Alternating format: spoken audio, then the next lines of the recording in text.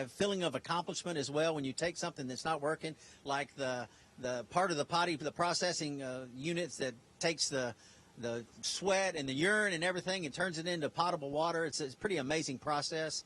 And to bring a part up for that and rectify some, things break, and that one needed replacing. So it's just a great feeling of accomplishment all the way around in many respects. Here's an approximation of the spare parts available on the space station. We gotta find a way using nothing but this to reinforce this so the waste material avoids the spinning turbine. You mean so it doesn't hit the fan?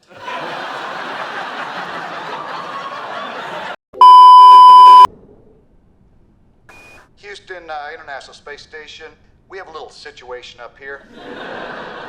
We'd like to make an unscheduled spacewalk. ISS Houston, which crew members would be involved in this EVA? Houston, we'd all like to step outside for a few minutes. ISS, I'm afraid we can't authorize that. Houston, this is more of an FYI call. We are basically out the door. Hey everybody, and welcome to Studio 64. My name's David. I've been searching the interzones for some more science, space and tech news to share with you. And I came across this over at space.com. You guessed it. NASA delays landing of Boeing's first Starliner Astronaut mission to June the 22nd. And as you can tell by the intro, apparently even the space toilet was broken. Absolutely fascinating. So Butch and Suni will have to enjoy 4 more days aboard the space station. Yeah, I just have this mental image of one of them going, right, no, not getting back in there again. No. Anybody got Elon Musk's phone number? Yeah, right, thank you. Hello, Taxi X? Oh, sorry, Uber X. All right, can you come and get us? Yeah, we're not. No.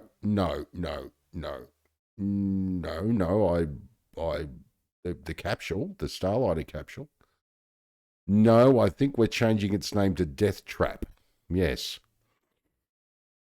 Yeah, you can get here earlier. That's great. All right, really greatly appreciated. Thank you so much, Uncle Elon. All right.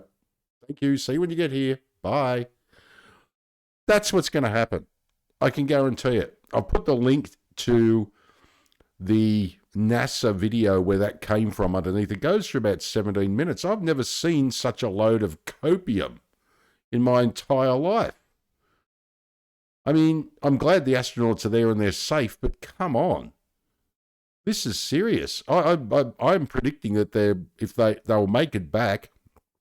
But it will be literally flying by the seat of their pants.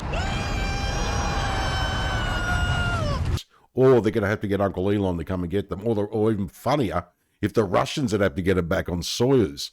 That would be absolutely hilarious.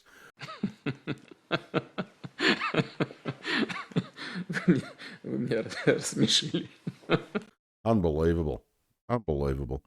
Boeing's first crewed Starliner mission that ferried astronauts to the International Space Station will need to wait a little longer, returning its crew to Earth. Now, on June the 5th, the crewed test flight, CFT, for Boeing's Starliner spacecraft launched with NASA astronauts Butch Wilmore and Suni Williams on board. The spacecraft docked at the International Space Station, ISS, the next day. The mission's objective was to complete a full on-orbit shakedown of the spacecraft. Don't shake it too much, bits will fall off it. And it was originally set to last about a week. Now, the pair won't return home until June the 22nd at the earliest. Oh, dear Lord, because they've got to do a whole bunch of testing on it because I know it's a test flight. There's a difference between doing tests and fixing shit that's broken. We are continuing to understand the capabilities of Starliner to scare the shit out of our astronauts. Sorry, to prepare for the long-term goal of having it perform a 6-month docked mission at the space station. Steve Stitch, the manager of NASA's Commercial Crew Program, said in a mission blog post. Now, in the interim, CFT crew members Wilmore and Williams will perform additional checks on the Starliner, including a hot fire test of 7 of the spacecraft's 8 aft thrusters and a review of hatch operations. I'm no engineer or aerospace engineer or pilot or anything else, but a hot fire test of 7 of the spacecraft's 8 aft thrusters. Wouldn't you be testing all 8 of them? They will also perform safe haven drills that will help them prepare the capsule in case of an emergency. I agree. We can't have an Apollo 13 on our hands here. I get that. I understand that, right? But I'll, as usual, I'll leave the link to the main article before I forget below the video, so you can pop in and check out these embedded links. Go for a bit of a deeper dive if you want beyond the main article. But I understand it's a situation where you've got to have safe haven drills and everything else, and prepare them in case of an emergency or things like that. But it's getting to the point where nobody has faith in this damn capsule. And if you watch the 17-minute video, they're talking it up like it's absolutely fantastic, and a test thing. I think it's just a miracle they made it. The running joke about if you're sitting next to an exit row in the spacecraft, can you please hold the door closed for the duration of the flight? I mean, that's how ridiculous it is. I just don't get it. It's completely and utterly nuts. We have the incredible opportunity to spend more time at the space station to perform more tests, which provides invaluable data unique to our position. Yeah, the reason you're spending more time at the space station is because the damn ship's broken. Bloody hell.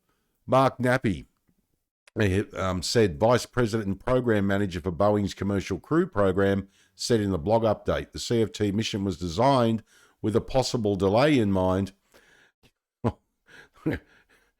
Things go wrong, but, you knew there was going to be a delay, Mark, seriously. And Nappy and NASA and Boeing said NASA and Boeing teams have plenty of margin and time on station to maximize the opportunity for all partners to learn. Yeah. Love the way they use words these days. It's fascinating. And as usual, I'm going to do a follow-up video on this. NASA calls off spacewalk at International Space Station due to spacesuit discomfort. Is that what it's called these days? I wanted to do the fact the space toilet wasn't working. That's probably got a lot to do with it. But seriously, that will be a very interesting video, and I'll pop the link to it down below this one for you. This is the second delay in Starliner's scheduled return date. The first was announced on June the 9th, which is what pushed Wilmore and Williams to return to June 18 in the first place. The reason behind that delay was ISS residents required more time to prepare for and perform an extravehicular activity, EVA, originally planned for June 13. That EVA was cancelled, however, due to spacesuit discomfort. About an hour before NASA astronauts Tracy Dyson and Matt Dominic were set to egress the station. Yeah, that's what it's called. Fascinating. Now, Wilmore and Williams will spend an extra 4 days on board the station, bringing their total stay to just over 2 weeks. NASA did not immediately outline a direct reason for the most recent delay. I think we can all guess. Has scheduled a press briefing for Tuesday, June the 18th to elaborate further to the new departure and to review weather conditions for the June 22 landing target. Absolutely fascinating. And as you can see with this little rolling video in the background, see, it looks like a washing machine that's behind those astronauts. Now, as I said, we know it's a hatch, but yeah, it's just having to, the spacesuit discomfort thing. Had to throw them in the washer dryer because somebody did a Joe Biden in their spacesuit. Come on, man. Oh, dear God, David, you're getting worse as you get older, I swear. Dear, oh dear. All right, well, my name is David. Thanks for joining me for another Studio 64 Science, Space and Tech News update. I shall see you in the next one. If you enjoyed this video, please like, share, subscribe. I greatly appreciate it. And if you're up for it, drop a comment down below the video because I'd love to hear what you think. All right, take care, and as I always say, if you can't be good at it. And as I also always say... Okay, simulated zero-gravity human waste disposal test with meatloaf analog in 3, 2, 1...